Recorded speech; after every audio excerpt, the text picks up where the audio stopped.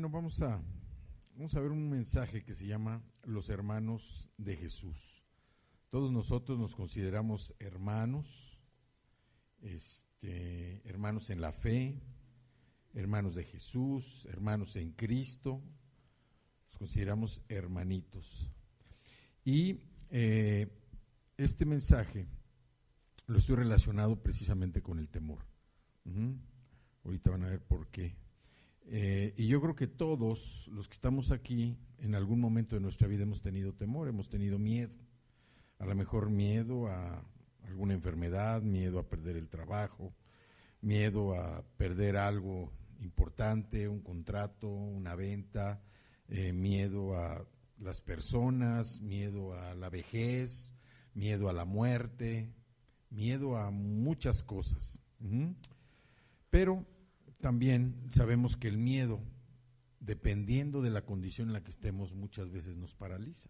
El miedo es algo tan grande, tan fuerte.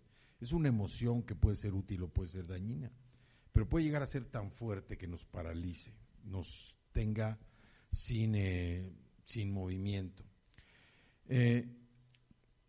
Pero también sabemos que el temor o el miedo algunas veces nos pueden ayudar.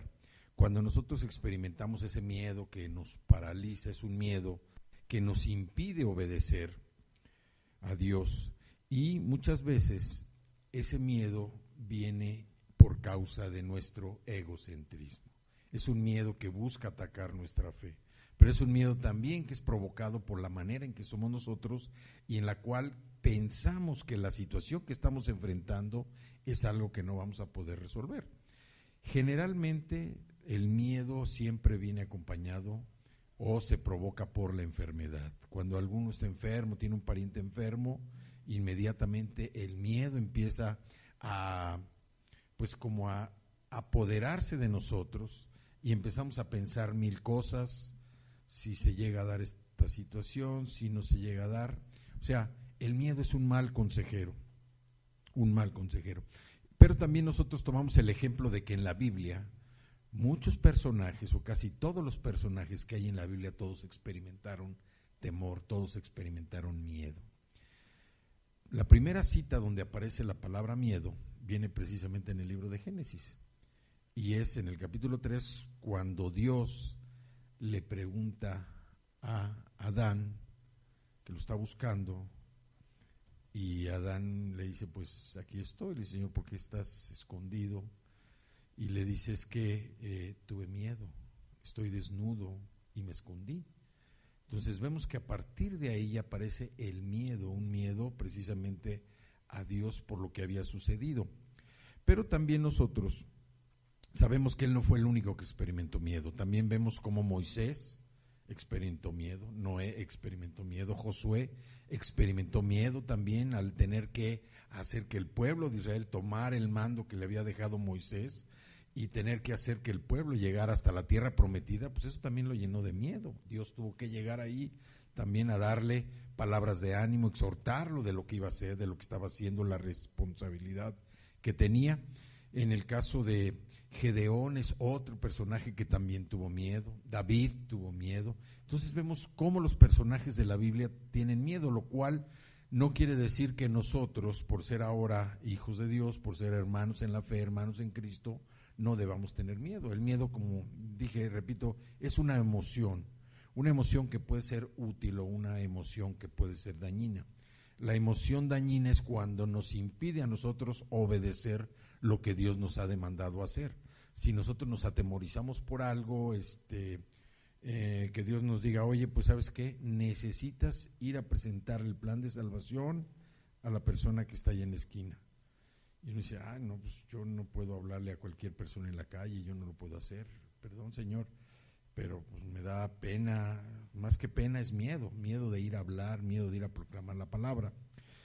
Entonces, el significado de la palabra miedo en el griego, ¿sí?, es huida y cobardía. Eso es lo que significa la palabra la palabra miedo, en griego. Phobos, se escribe Phobos, así como suena con B grande, Phobos, y significa huir o ser cobarde. Y la verdad, el miedo es lo que hace que nosotros huyamos de una situación y que no tengamos el valor de enfrentarlo. Dios siempre nos está empujando, Dios siempre nos está empujando, Dios siempre quiere que vayamos adelante. Y en una ocasión decíamos que las armas de la milicia espiritual con las que Dios nos equipó, que vienen en el capítulo 6 de Efesios, son armas todas que vienen hacia el frente. No hay ningún arma que nos proteja la espalda. ¿Por qué? Porque Dios nunca pensó en que nos íbamos a voltear e íbamos a salir huyendo, sino que todo iba a ser siempre hacia el frente, a enfrentar todo tipo de situaciones. Y por eso Dios nos prepara para llegar a ese momento en que pongamos por obra lo que verdaderamente tenemos en nuestro corazón. Si nosotros estamos enfrentando una situación difícil y nosotros vamos a huir, no tenemos nada que nos cubra la espalda. Absolutamente no hay nada. Queda nuestra espalda limpia. Y si el enemigo quiere atacarnos, pues vamos a ser un blanco fácil. Por eso Dios siempre nos anima a que nosotros enfrentemos. Y si vemos la mayor parte de las escrituras que hablan de exhortación, todo es siempre ir hacia adelante. Entonces, hay algunas, les repito, la descripción o la definición de la palabra phobos, que significa miedo en griego, es huida o cobardía. Una persona que se paraliza por el miedo, lo que busca es huir, salir corriendo o mostrar una actitud cobarde de no enfrentar la situación. Hay algunas escrituras en donde habla del miedo. Voy a leer algunas. En el libro de Mateo viene una donde dice que cuando van atravesando el lago, que Jesús camina en el mar, dice, y los discípulos viéndole andar sobre el mar se turbaron diciendo, un fantasma, y dieron voces de miedo. En Juan también dice, pero ninguno hablaba abiertamente de él por miedo a los judíos. Hay otro, dice, después de todo esto José de Arimatea, que era discípulo de Jesús, cuando fue José de Arimatea a reclamar el cadáver de Jesús, el cuerpo de Jesús, dice, pero secretamente por miedo de los judíos rogó a Pilato que le permitiese llevarse el cuerpo de Jesús, y Pilato se lo concedió. También dice, cuando llegó la noche de aquel mismo día, el primero de la semana, estando las puertas cerradas, en el lugar donde los discípulos estaban, es cuando Jesús llega, ya después de resucitado, están todos los discípulos escondidos, con la puerta bajo llave, llega Jesús, y dice, en el lugar donde los discípulos estaban reunidos, por miedo de los judíos, vino Jesús y puesto en medio de ellos, les dijo, paz a vosotros. Entonces, vemos cómo el miedo es algo pues natural también de nuestra misma naturaleza humana.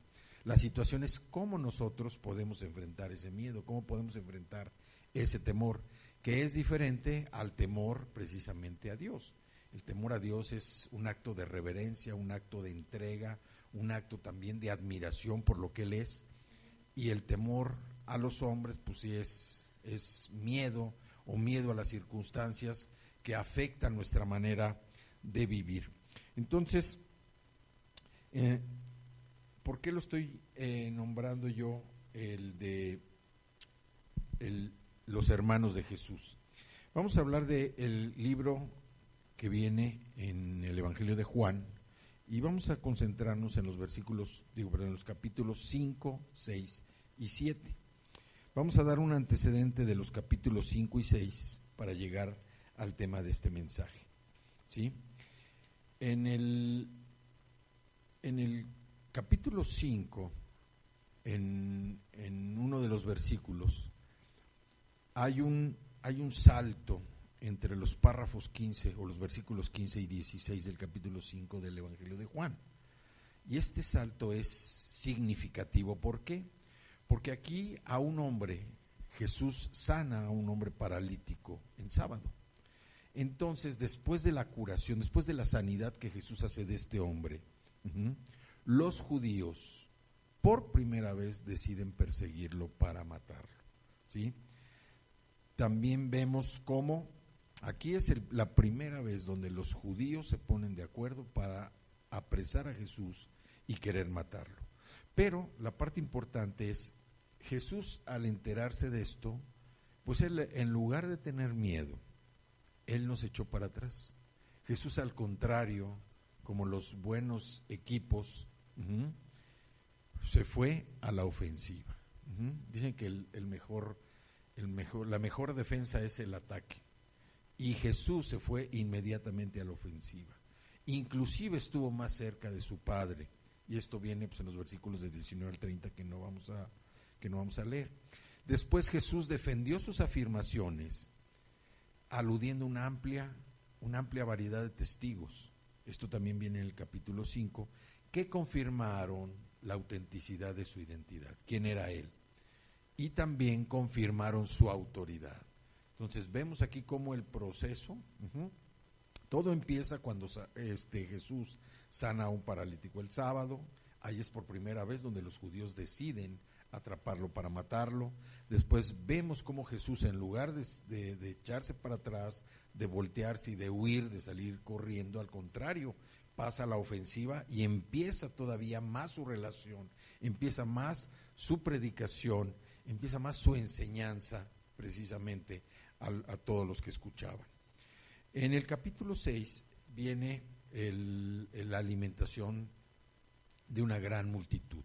Dice que eran 5,000 varones los que estaban alimentando.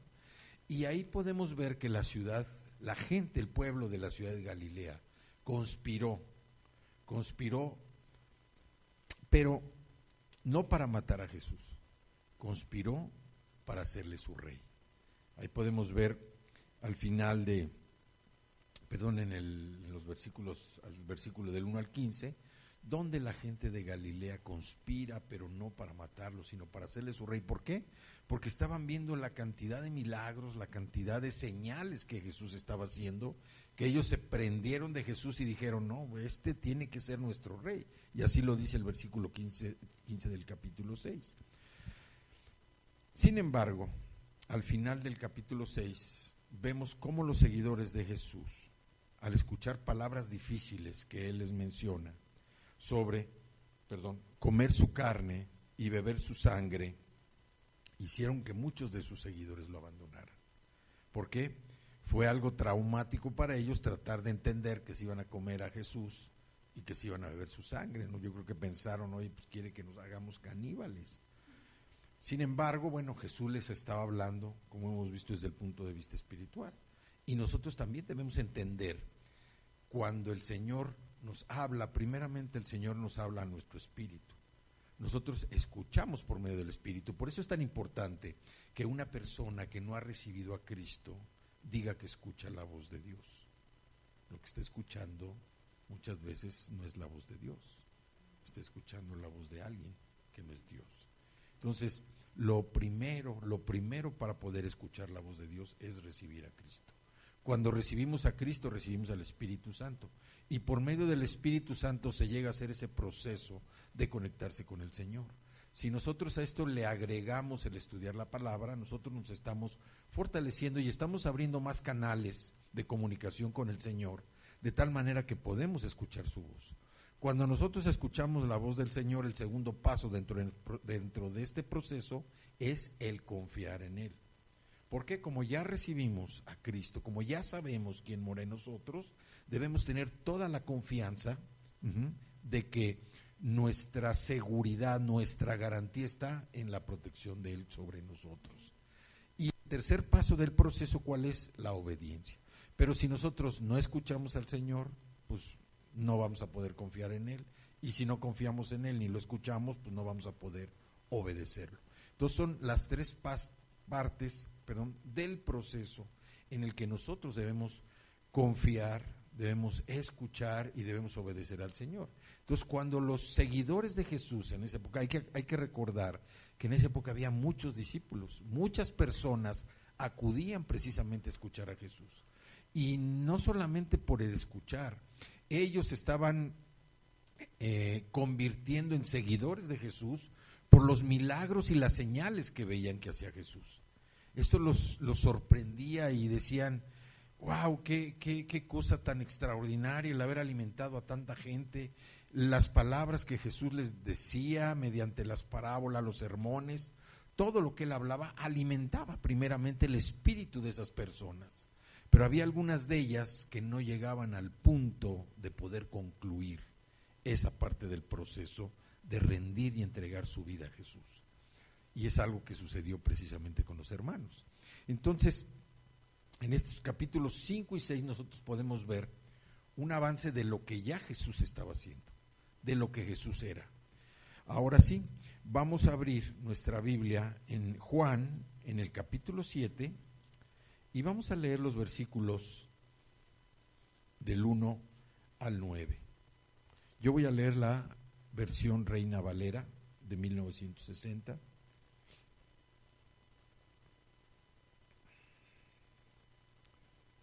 En mi Biblia, que me regalaron hace 4 años, y que la tengo bien conservada. Bueno, Juan 7 del 1 al 9 dice, inclusive no sé qué título tengan en otras versiones, que no sea la Reina Valera, algún título que tiene este capítulo. ¿En qué versiones? No, que no sea Reina Valera. A ver qué. Ok, entonces más o menos. Ok, en este capítulo precisamente se habla de la fiesta de los tabernáculos. El punto central de este capítulo es la fiesta de los tabernáculos. Los judíos tenían por costumbre, bueno, hasta la fecha tienen por costumbre asistir cuando menos a 3 fiestas. Una de estas fiestas es la fiesta de los tabernáculos. Y la fiesta de los tabernáculos es una fiesta que dura más o menos 8 días, 7 días de la semana más un día. Empieza un sábado y termina hasta el otro sábado. Y es una fiesta donde se da acción de gracias por la cosecha que se recibe en el otoño. Principalmente la fiesta se da en conmemoración de cuidar los campos, es la cosecha de uva la que se levanta, pero es previo a guardar los campos, o sea, mantenerlos cuidados para que sigan produciendo. Entonces, en esta cosecha se daba precisamente la conmemoración de que era en las tiendas, pequeños tabernáculos que había en los campos, donde se llevaba a cabo. Por eso le llaman la fiesta de los tabernáculos. También mediante esta fiesta se daba la conmemoración del caminar del pueblo de Israel, el vagabundear durante 40 años por el desierto. Entonces, por eso era importante esta fiesta de los tabernáculos. Y aquí vamos a leer precisamente lo que sucede en estos primeros 9 versículos, lo que sucede en esa reunión. Dice, después de estas cosas andaba Jesús en Galilea, pues no quería andar en Judea. Si nosotros hacemos más o menos un diagrama o un mapita, vemos que Jesús estaba en Galilea y Judea quedaba hasta el otro extremo, ¿sí? Belén, toda esta zona, acá estaba él en Capernaum y tenía que atravesar, pero bastante distancia, no tengo ahorita el dato de cuántos kilómetros o millas, pero era de punta a punta. Dice, Jesús en Galilea pues no quería andar en Judea porque los judíos procuraban matarle. Jesús ya sabía que los judíos querían matarle. Estaba cerca la fiesta de los judíos, la de los tabernáculos, y le dijeron sus hermanos, sal de aquí y vete a Judea, para que también tus discípulos vean las obras que haces. Aquí lo que ellos sabían ya que no solamente los discípulos de Jesús estaban con él ahí, sino que había discípulos en otras partes también del reino de Israel. O sea, no todos los discípulos andaban con Jesús, sino donde Jesús iba pasando, había gente que se estaba, pues vamos a decir, convirtiendo en seguidores de Jesús. Dice, y le dijeron sus hermanos, sal de aquí y vete a Judea para que también tus discípulos vean las obras que haces. Porque ninguno que procura darse a conocer hace algo en secreto. Si estas cosas haces, manifiéstate al mundo, porque ni aun sus hermanos creían en él. Entonces Jesús les dijo, mi tiempo aún no ha llegado, mas vuestro tiempo siempre está presto. No puede el mundo aborreceros a vosotros, mas a mí me aborrece porque yo testifico de él, que sus obras son malas, las obras son malas del mundo. Subid vosotros a la fiesta, yo no subo todavía a esa fiesta, porque mi tiempo aún no se ha cumplido. Y habiéndoles dicho esto, se quedó en Galilea. Entonces los hermanos que buscaban que Jesús se fuera a Judea, pero ¿cuál era el verdadero motivo? ¿Cuál era el motivo? ¿A qué le temían los hermanos de Jesús?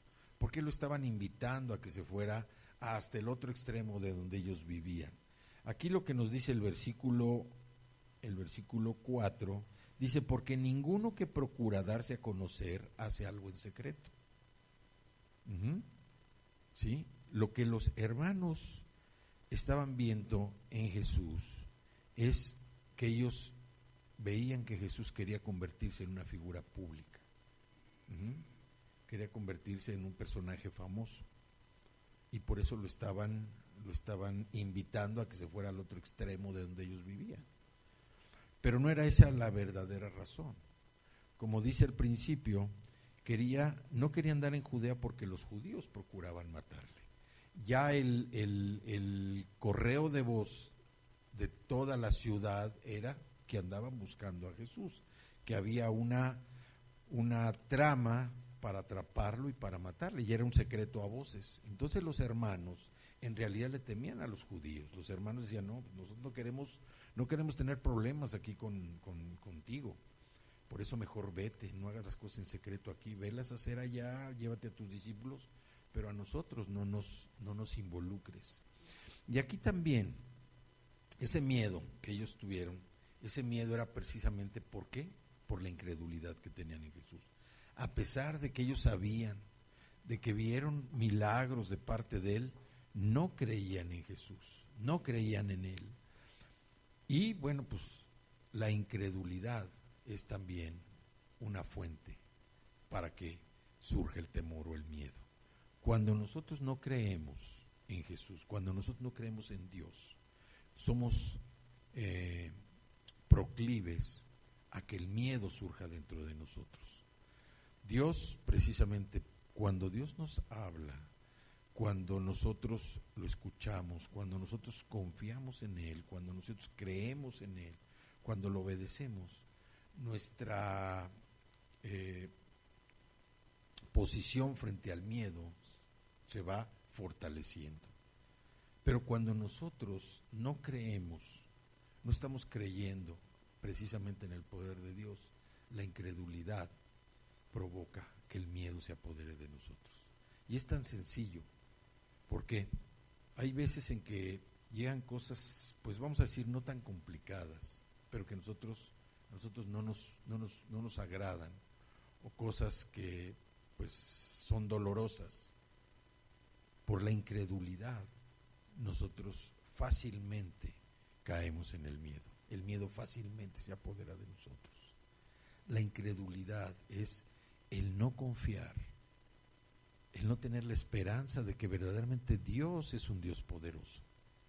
A veces son cosas que nosotros vemos como cosas difíciles, cosas dolorosas, pero también la Biblia dice que todo nos ayuda bien. Algunos piensan que el decir todo ayuda bien es como el remedio o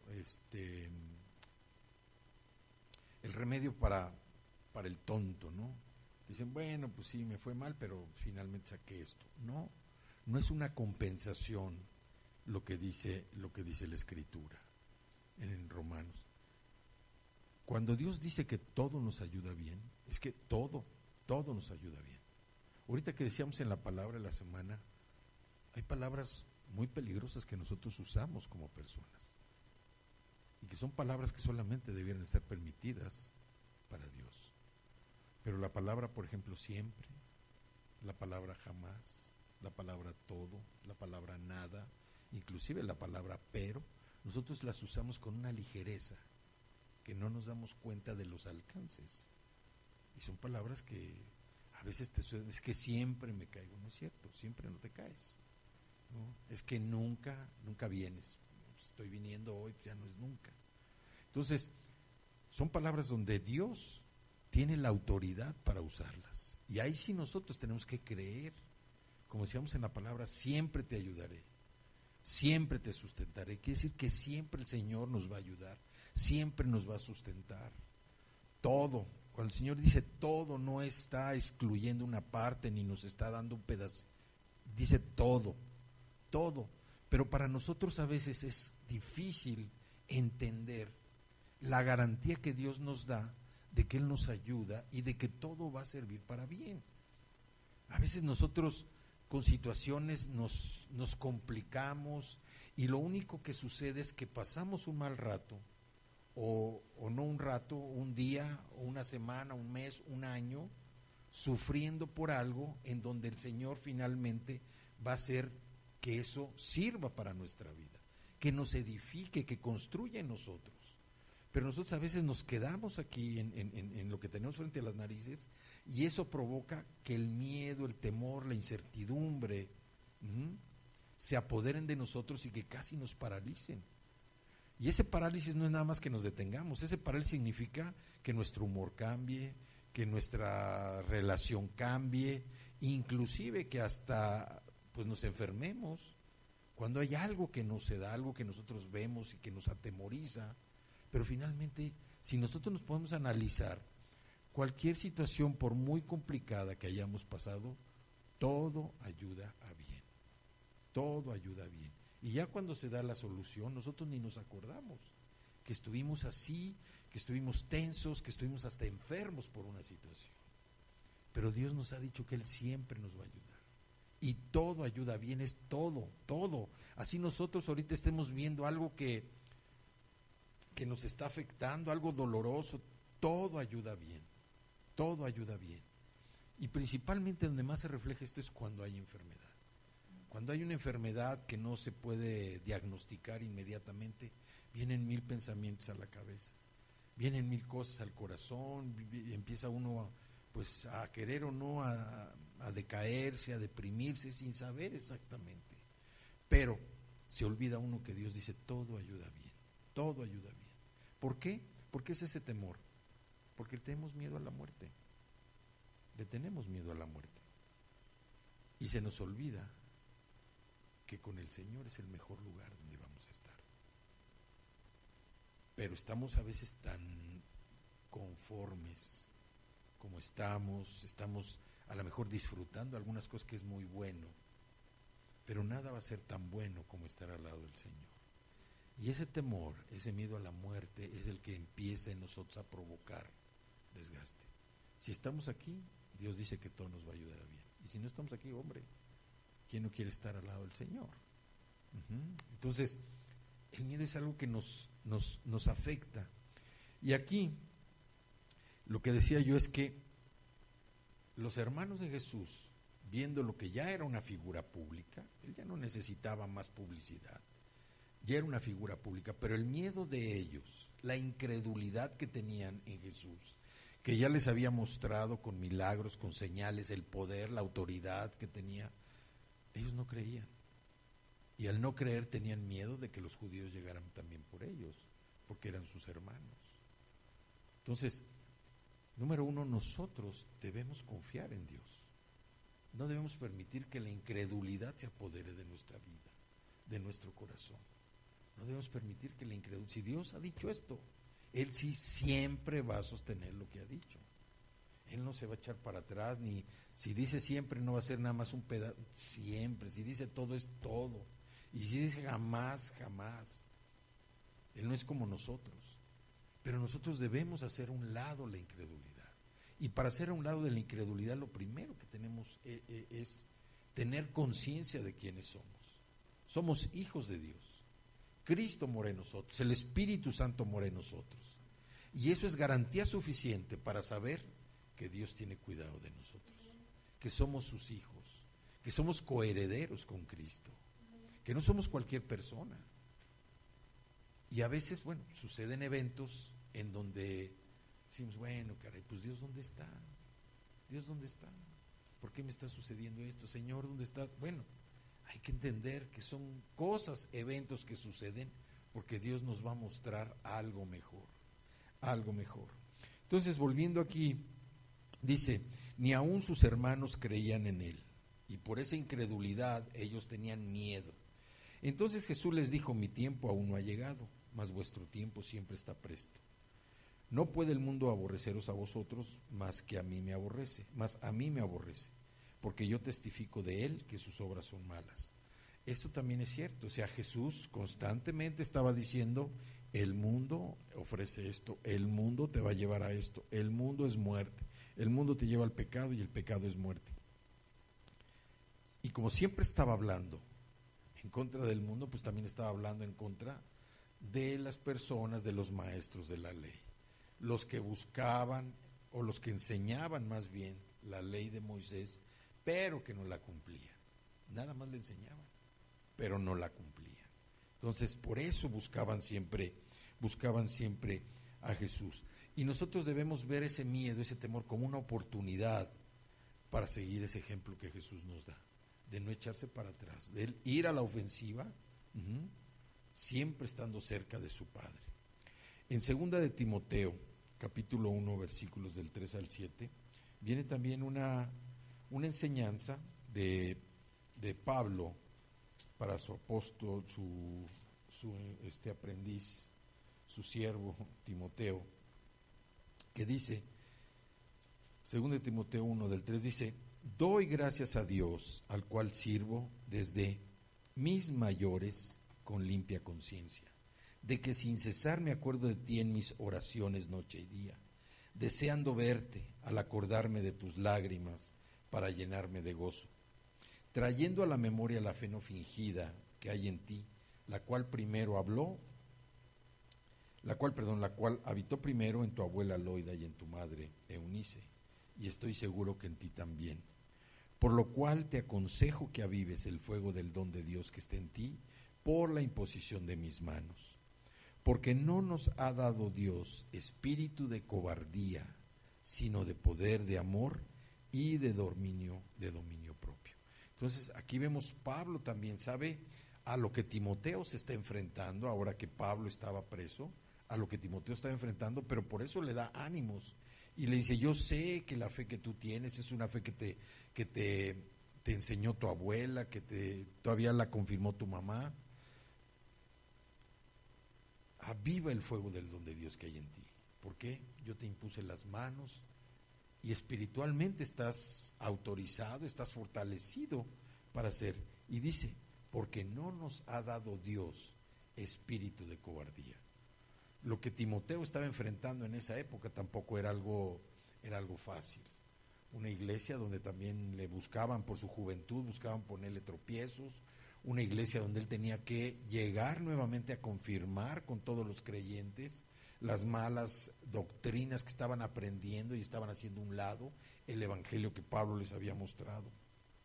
Entonces, nosotros lo que nos dice aquí es que no podemos llegar a tener un espíritu de cobardía, un espíritu de miedo, que se origina ¿en qué? En nuestra manera de pensar, se origina ¿en qué? En nuestra incredulidad.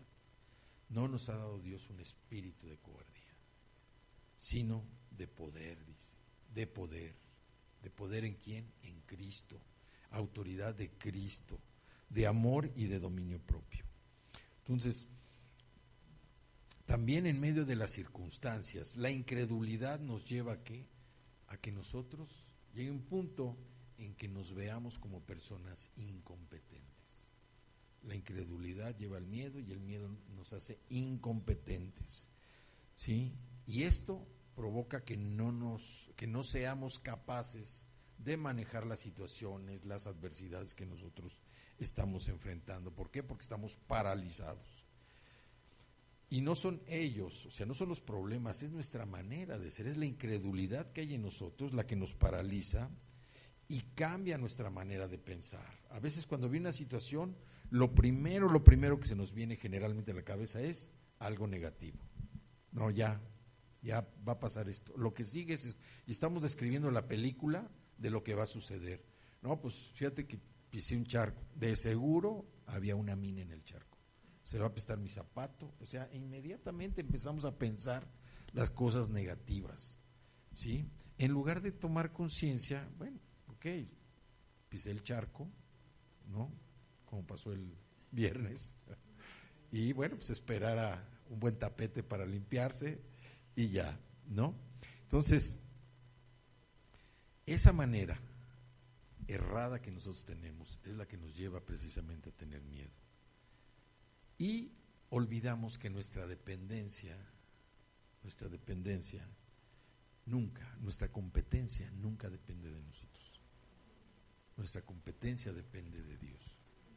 ¿Sí? es Dios quien nos hace competentes para encarar las situaciones que enfrentamos en la vida. Y vamos a 2 Corintios 3, los versículos 4 y 5.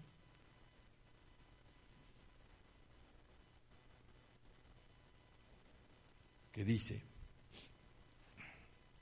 y tal confianza tenemos mediante Cristo para con Dios. No que seamos competentes por nosotros mismos para pensar algo como de nosotros mismos, sino que nuestra competencia proviene de Dios.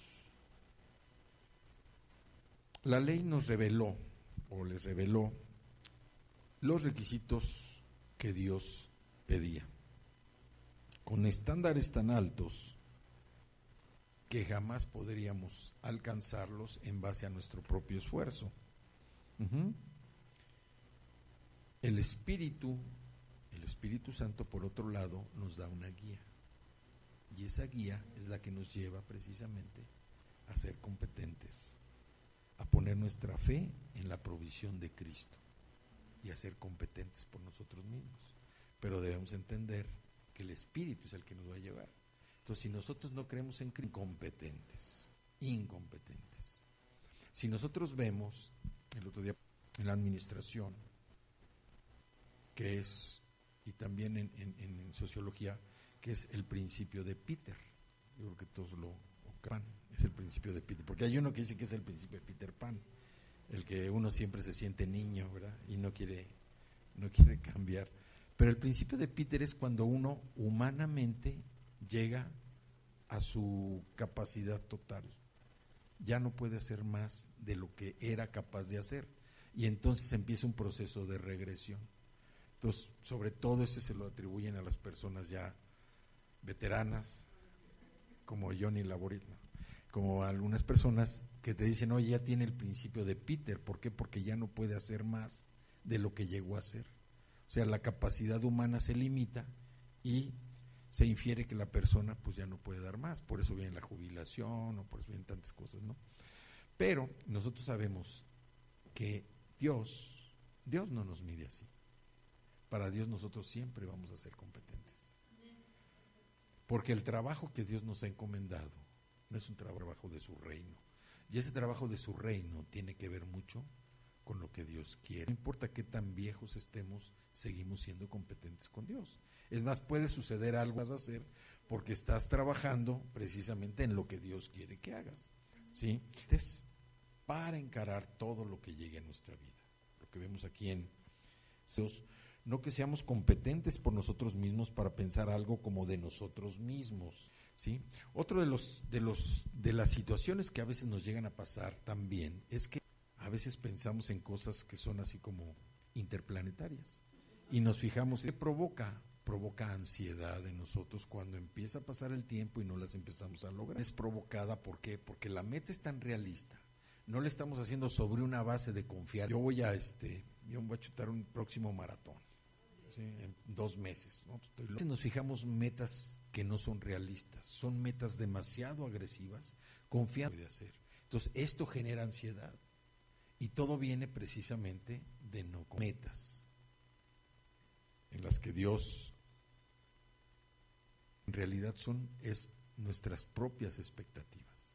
Es nuestra propia expectativa, es dejar que el Señor sea el que dirija nuestros pasos. Proverbios capítulo 16 versículo 9, que dice: Jehová endereza sus pasos. Nosotros pensamos en lo que vamos a hacer, no nosotros. Nosotros pensamos, esto es lo que vamos a hacer, y Dios es el que le... Otra de las causas que también... ¿Por qué? Porque esto nos llega a presionar un sentimiento de culpa por algún error que cometimos en el pasado. Claridad para estar confiando en Dios.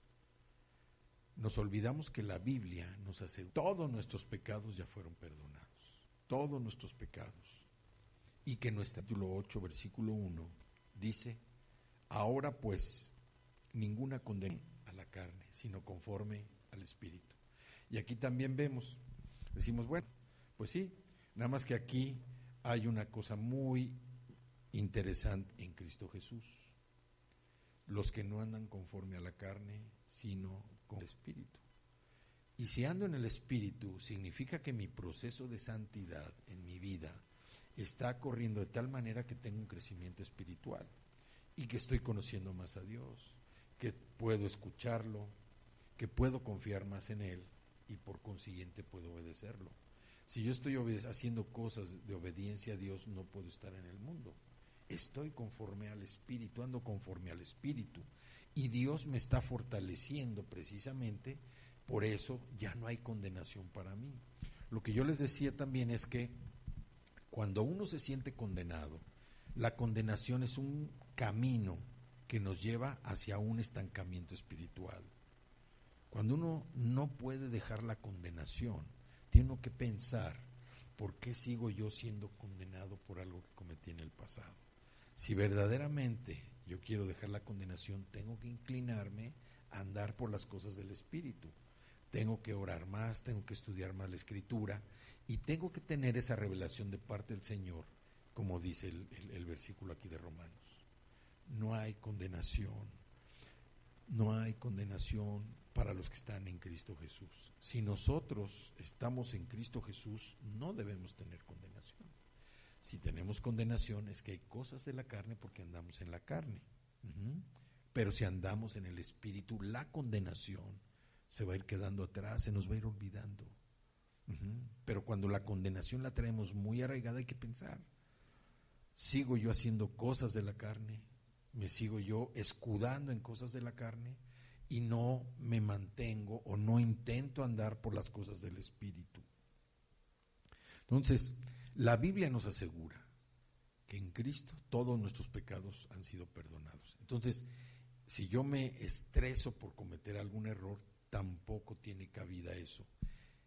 También la incredulidad de alguna manera se apodera de mí y esto provoca ansiedad, el fijarnos metas demasiado, ansiedad.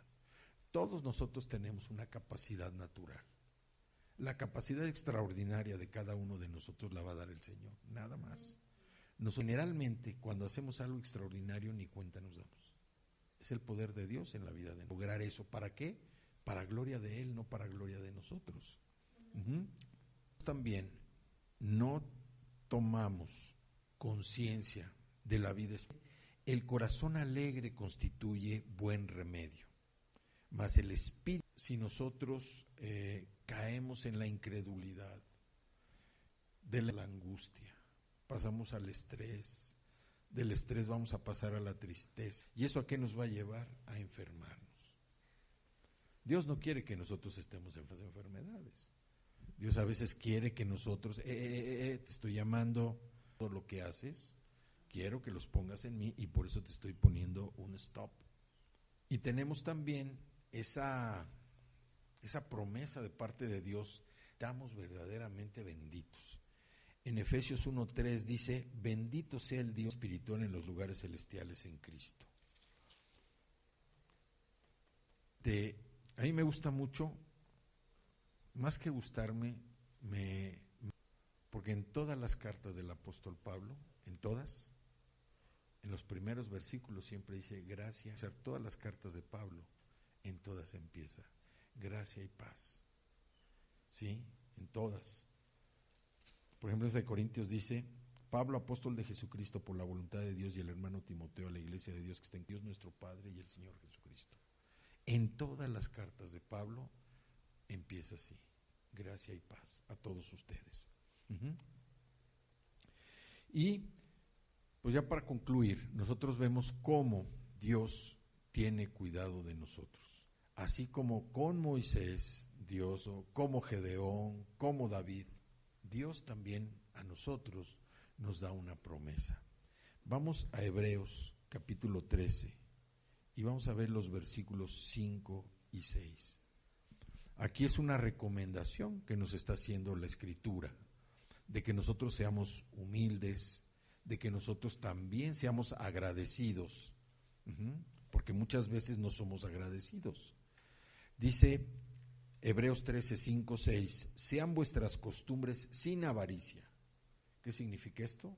Que seamos humildes, que nuestras costumbres sean se noten por la humildad. No la humildad del mundo, ¿verdad? La humildad que te quiere pisotear. No, la humildad, la sencillez, la libertad. Dice, sean vuestras costumbres sin avaricia, contentos con lo que tenéis ahora. Que estemos agradecidos con Dios por lo que tenemos hasta el día de hoy. Lo que tenemos hoy es lo que tenemos. Es lo que tenemos. Hoy es lo que tenemos. A lo mejor mañana vamos a tener más pero hoy lo que tenemos es esto. Y hay que ser agradecidos, dice, contentos con lo que tienes ahora. No estar, como decía Saúl hace un momento, quejándonos, reprochándonos, que nos falta esto, nos falta lo otro, no. O sea, nosotros estamos creyendo en Cristo, tenemos al Espíritu Santo, escuchamos la voz de Dios, confiamos en Él, lo obedecemos. Bueno, entonces debemos estar contentos con lo que tenemos hoy. Y yo les puedo asegurar que al menos todos los que estamos aquí tenemos que darle gracias por lo que tenemos el día de hoy, que es mucho lo que tenemos el día de hoy. ¿Sí? Y luego dice, porque Él dijo, no te desampararé, ni te dejaré.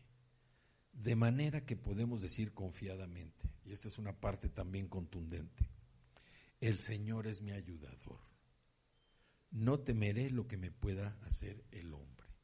Entonces aquí el Señor nos dice, no te desampararé ni te dejaré, el Señor es mi ayudador y no voy a temer lo que me pueda hacer el hombre. ¿Por qué?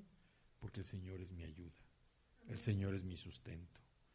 El Señor es el que me lleva por caminos de victoria, por caminos de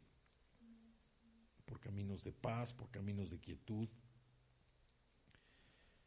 Y quiero terminar nada más a manera de exhortación, de ánimo, de que tenemos un Dios poderoso, un Dios que verdaderamente nos ama, un Dios en el cual nosotros podemos y debemos descansar de todas nuestras inquietudes, de todo lo que nos preocupa, de todo aquello que quiere mover en nuestra vida algo para que no estemos en paz con nosotros mismos. Y aquí en Isaías 41 habla precisamente de la seguridad, la garantía que Dios nos da para confiar en Él. Voy a leer desde el versículo 1, dice, escuchadme costas. ¿Sí? Aquí menciona costas porque se está refiriendo a la parte de Europa, a la parte de Europa. Y esfuércense los pueblos, y se refiere también a los otros pueblos porque le está hablando a todo el mundo de esa época. Acérquense y entonces hablen, estemos juntamente a juicio. ¿Quién despertó del oriente al justo? Lo llamó para que le siguiese, entregó delante de él naciones y le hizo enseñorear de reyes, los entregó a su espada como polvo, como hojarasca que su arco arrebata.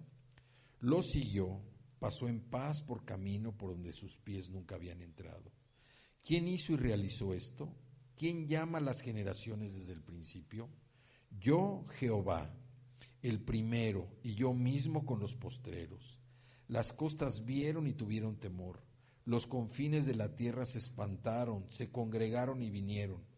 Cada cual ayudó a su vecino y a su hermano dijo, esfuérzate, esfuérzate. Si ven en el versículo 1 dice, escuchadme costas y esfuércense, esfuércense. Y aquí también dice, cada cual ayudó a su vecino y a su hermano dijo, esfuérzate. El carpintero animó al platero, y el que alisaba con martillo al que batía en el yunque, diciendo, buena está la soldadura, y lo afirmó con clavos para que no se moviese. Pero tú, Israel, siervo mío eres, tú, Jacob a quien yo escogí, Jacob, el padre de Israel, descendencia de Abraham mi amigo, Abraham a quien lo llevó a la tierra prometida, porque te tomé de los confines de la tierra y de tierras lejanas te llamé y te dije, mi siervo eres tú, te escogí y no te deseché. No temas porque yo estoy contigo, no desmayes porque yo soy tu Dios que te esfuerzo. O sea, esfuércense, esfuérzate, Dios nos esfuerza. Siempre te ayudaré, siempre te ayudaré, siempre te ayudaré, siempre te ayudaré, siempre te sustentaré, siempre te sustentaré, siempre te sustentaré con la diestra de mi justicia. He aquí que todos los que se enojan contra ti serán avergonzados y confundidos. Serán como nada y perecerán los que contienden contigo.